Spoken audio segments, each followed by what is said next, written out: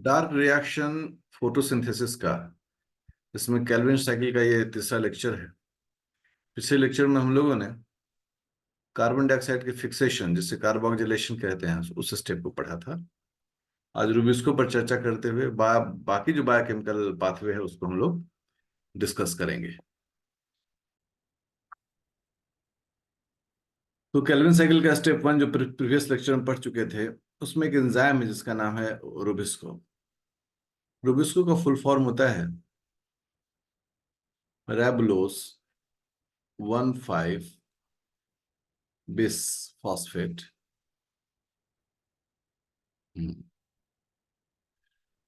Carboxylase oxygenase. ठीक है, carboxylase oxygenase. तो RUBIS यहां तक जो है वो यही है, रेबुलोज RUBIS, ये फुल फॉर्म है। C कार्बोक्सिलेज के लिए एंड O ऑक्सीजनेज के लिए। क्योंकि ये एक ऐसा एंजाइम है जो दो तरह का काम परफॉर्म करता है। एक कार्बन डाइऑक्साइड का fixation, that is called carboxylase, और एक फोटो रिस्पिरेशन, वहां पर आता है ऑक्सीजनेज। तो ये जो है, ये जहां पर C3 साइकिल का ये पार्ट है, ये जो है वो C2 साइकिल का है। तो अभी C2 साइकिल तो चर्चा हो नहीं रहा है, अभी तो कैल्विन साइकिल अर्थात C3 साइकिल का उपयोग कर रहे हैं। तो इस कंटेक्स्ट में इसका पूरा नाम हो जाएगा रेबुलोज 1,5 बिसफॉस्फेट कार्बोक्सिलेज। ठीक है, ऑक्सीजनेज की चर्चा हम यहाँ पर नहीं करते हैं।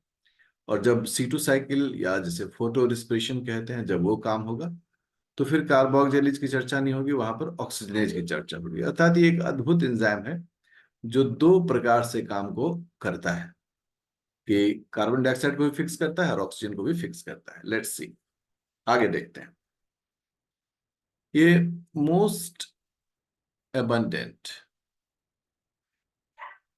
एंजाइम और प्रोटीन, अब तक जितना भी प्रोटीन या एंजाइम मिला है उसमें सबसे ज्यादा रूबिस्को मिलता है। ठीक है, क्यों मिलता है? क्योंकि अब सोचिए, इतने सारे हरे पौधे हैं, ग्रीन एल्गी है, ब्रायोफाइट्स, टेरिडोफाइट्स, सब में फोटोसिंथेसिस के लिए C3 साइकिल होता है और उसके लिए एंजाइम चाहिए। दैट्स वाई इसका इतना इंपॉर्टेंट रोल होता है। उसके बाद जब चर्चा होती है तो ये होता है कि रूबिस्को दो सब यूनिट से बना हुआ है। This enzyme is composed of two subunits. Composed of two subunits. और ये जो दो सबयूनिट है, एक बड़ा और एक छोटा, तो एक जो हो गया वो लार्ज सबयूनिट, जिसे LS कहा जाता है, लार्ज सबयूनिट, और दूसरा जो है वो है स्मॉल सबयूनिट, और इसके लिए कहा जाता है SS। इस प्रकार से एंजाइम दो प्रकार के सबयूनिट से मिलकर बना हुआ है। अब जो लार्ज सब यूनिट है और जो स्मॉल सब यूनिट है, दोनों के जीन्स होंगे। इंटरेस्टिंग फैक्ट्स है। ये लार्ज सब यूनिट रूबिस्को का is encoded by RBS, sorry, RBCL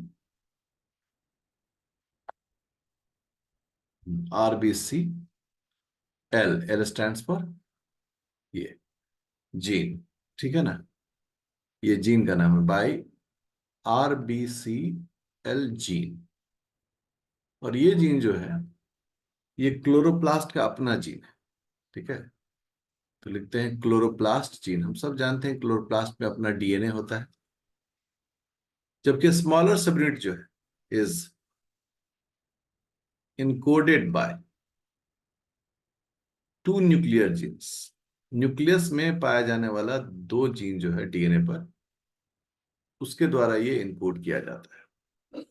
इसका नाम होता है RBCS1, S stands for small, and RBCS2। ठीक है, तो ये जो जीन्स होते हैं ये इसके सबयूनिट्स को इनकोड करते हैं।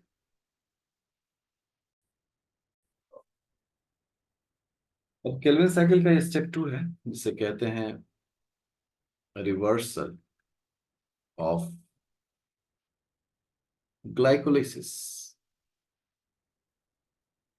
ये जो प्रोसेस है वो रिडक्शन प्रोसेस है, रिडक्शन प्रोसेस। उसको याद रखना है कि ये रिडक्शन प्रोसेस है। अब इसमें कई सब स्टेप्स होते हैं जिसको समझने की जरूरत है। सबसे पहला जो स्टेप 2 के अंदर में होता है वो होता है, ये तो काफी मोटा हो गया, स्टेप 2.1 या 2A लिख देते हैं, स्टेप 2A। अब 2A 2B करके चलेगा। इस स्टेप का काम क्या है? Phosphoryl transfer, phosphoryl transfer.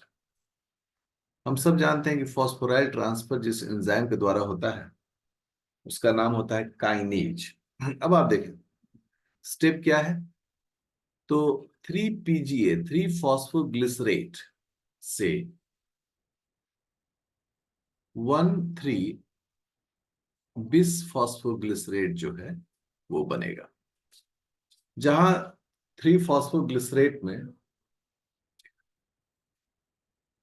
तीसरे कार्बन पर फॉस्फेट है, 1,3 बिस पीजीए में थ्री पर भी, 1 पर भी है और 3 पर भी, तो 2 फॉस्फेट यहां पर दरकार पड़ती है। अब 2 फॉस्फेट के लिए ऑब्वियसली कोई ना कोई डोनर होना चाहिए।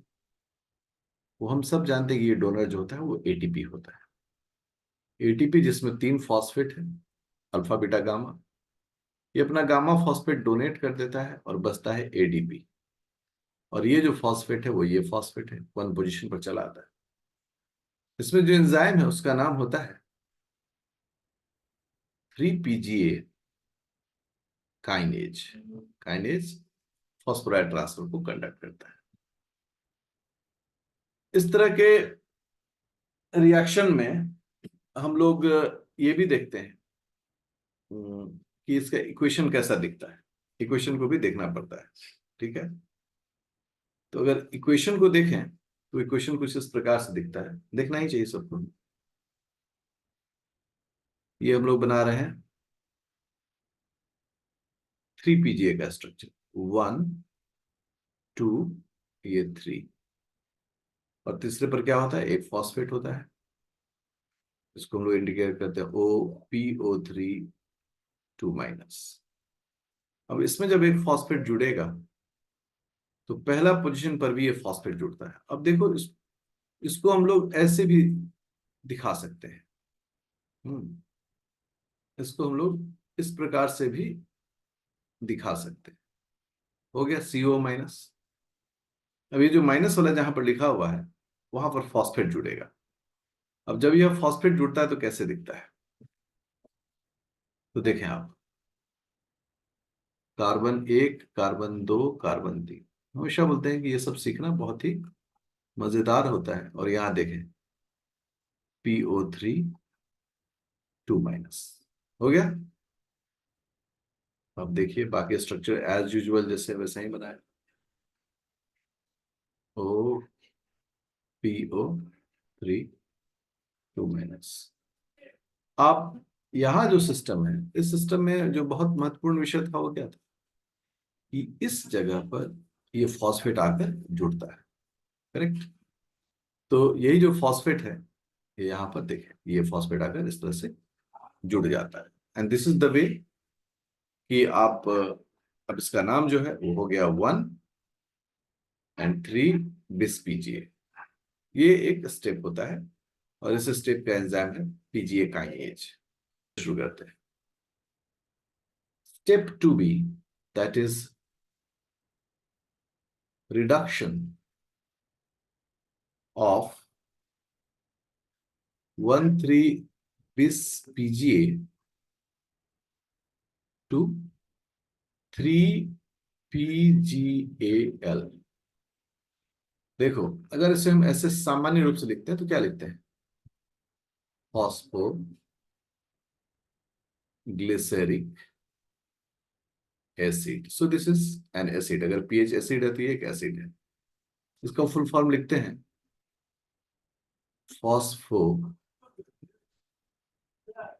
Glycerol डिहाइड। So this is aldehyde. So ये एल्डिहाइड है और ये एसिड है। एसिड से जब भी एल्डिहाइड बनता है the process is called reduction. ये जो प्रोसेस वो क्या है? रिडक्शन का प्रोसेस है। तो यहाँ यही होता है। 1,3 बिस पीजिए से क्या बनता है? 3PGL, मतलब फॉस्फोग्लिसरल्डिहाइड। इस पूरी प्रक्रिया में इसको 2 हाइड्रोजन चाहिए, और हाइड्रोजन के लिए इसको डोनर की जरूरत पड़ती है। और जो हाइड्रोजन डोनर है उसको अगर हम लोग देखें, अब देखिए, ये जो प्रक्रिया है इसमें चूंकि रिडक्शन का प्रक्रिया है, इसको 2 हाइड्रोजन की जरूरत पड़ती है। तो हाइड्रोजन डोनर कौन है? NADPH। ये कहाँ से आया है? इसका सोर्स क्या है? इसका सोर्स है लाइट रिएक्शन। जैसे ATP का भी सोर्स था लाइट रिएक्शन, ये NADPH का भी सोर्स है लाइट रिएक्शन। साथ ही साथ क्या है, यहाँ पर 2 फॉस्फेट है, 1 और 3 पोजीशन पर, जबकि इसके पास सिर्फ 3 पोजीशन पर फॉस्फेट है। इसका मतलब होता है कि एक इनऑर्गेनिक फॉस्फेट भी ये रिलीज करता है। ये जो एंजाइम होगा, वो एंजाइम क्या डिपेंडेंट है? NAPD। अब देखिए कैसे एंजाइम का नाम लिखा जाता है। NADP। ठीक है, बड़ा अजीब सा लिखा गया, इसको ठीक से लिख देते हैं। NADP। सबस्ट्रेट का नाम, ये प्रोडक्ट का नाम PGL। PGAL dehydrogenase. क्यों डिहाइड्रोजिनेज? क्योंकि 2 हाइड्रोजन रिलीज हुआ है। सो बहुत आराम से एंजाइम का नाम, वो एंजाइम के नाम से इसका नाम पड़ा हुआ है। अब आप अगर इसको इक्वेशन के फॉर्म में देखना चाहते हैं, फिर रिएक्शन के फॉर्म में कि ये रिएक्शन कैसे दिखेगा, तो सबसे पहले तो 1,3 बिस पीजीए बनाना पड़ेगा। देखिए ऐसे बन गया PO3 2-। ये स्ट्रक्चर अगर अभ्यास करेंगे ये आपका हो जाएगा। जब तक डरते रहेंगे ये तो नहीं होगा। क्यों नहीं, इसको थोड़ा अभ्यास ही कर लें हम। अब देखो, टारगेट को किसको हटाना है? इस पूरे को हटाना है, और इस पूरे को हटाकर यहां पर हाइड्रोजन जोड़ना है। इसका प्रोडक्ट उसी फॉर्म आएगा। देखिए, ठीक है, देखते चलो, सब लोग उसी तरह से रिएक्शन होते जा रहा है, ये बनता जा रहा है। CS2O PO3 2-। सब एज यूजुअल काम हो रहा है। डबल बॉन्ड O, यहां पर हाइड्रोजन आ गया। ठीक है, हाइड्रोजन आ गया तो भाई ये हाइड्रोजन कौन देगा? इसलिए यहां पर इसको देने वाला हाइड्रोजन जो है वो है कौन? NADPH+ proton. क्योंकि एक हाइड्रोजन ये इसको देता है, एक हाइड्रोजन इस फॉस्फेट को भी दे देता है, इसलिए 2 हाइड्रोजन डोनेट करता है, और ये NADP बचता है, और साथ में ये फॉस्फेट निकलता है तो इनऑर्गेनिक फॉस्फेट निकलता है। ये इस पूरे रिएक्शन का जो है वो फॉर्मेट है कि किस तरीके से उस फॉस्फेट ने उस ऑक्सीजन को हटाकर वहां पर हाइड्रोजन को जोड़ दिया। And that's why this reaction is called reduction reaction. Step 2C का नाम है आइसोमेराइजेशन। आइसोमेराइजेशन कैसा आइसोमेराइजेशन? फंक्शनल। ये एकदम ग्लाइकोलिसिस का उल्टा है, फंक्शनल आइसोमेराइजेशन। इस आइसोमेराइजेशन से क्या होता है? 3PGAL जो कि एल्डिहाइड है, इससे बन जाता है 3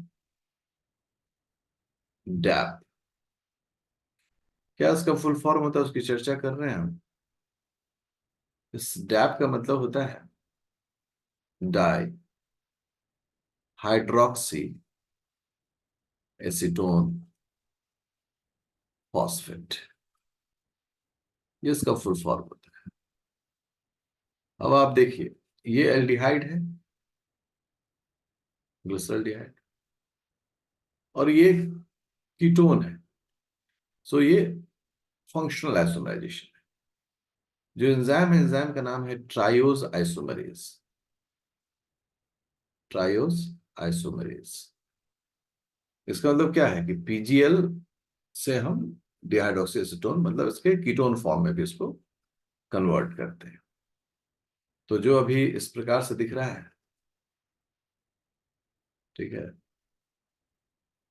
मेरे साथ अगर आप सभी स्ट्रक्चर का बनाने का अभ्यास करते, धीरे धीरे समझ में आने लगता है कि ये माजरा क्या है। 2 माइनस, ये कन्वर्ट हो जाएगा इस प्रकार से। अब सेकेंड कार्बन पर कीटोन ग्रुप आ जाएगा, पहले कार्बन पर OH आ गया, और यहां पर एज यूजुअल। सो इस प्रकार से ये इसका फंक्शनल आइसोमराइजेशन होता है। अब एक मन में सवाल आता है, इसका फंक्शनल आइसोमराइजेशन करने की क्या आवश्यकता पड़ी, क्यों फंक्शनल आइसोमराइजेशन करना है?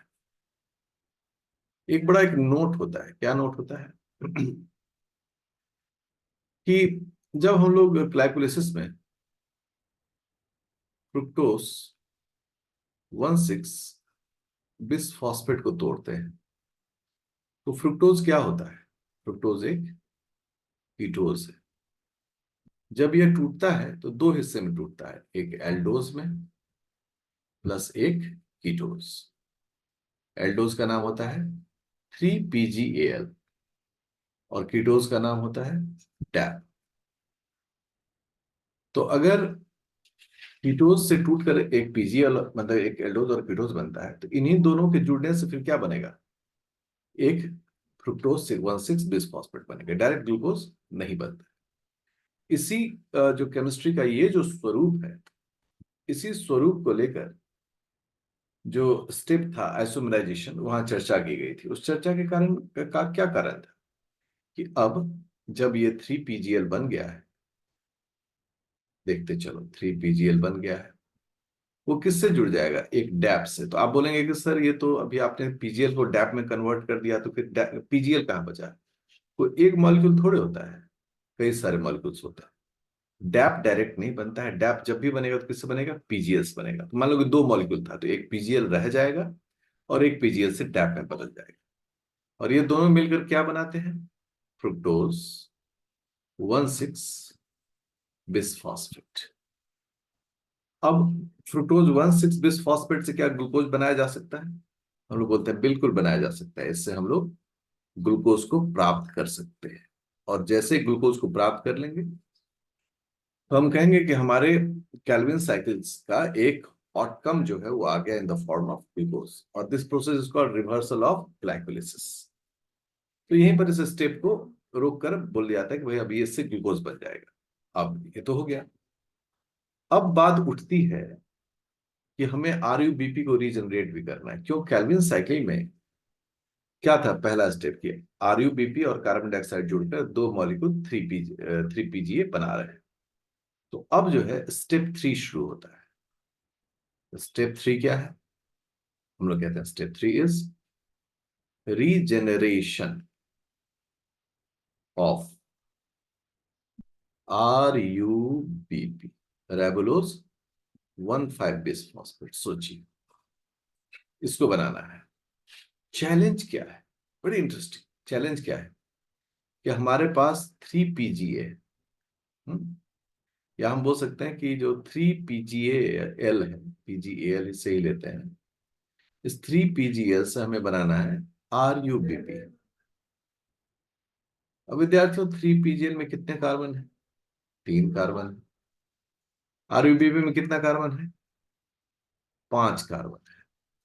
ये तो बड़ा एकदम चैलेंजिंग भी विषय हो गया कि 3 से कैसे बना लेंगे 5। और इस प्रक्रिया में कई सारे सब स्टेप्स होते हैं। तो ये क्या होता है, कैसे होता है, इस चैलेंज को हम लोग देखेंगे नेक्स्ट लेक्चर में।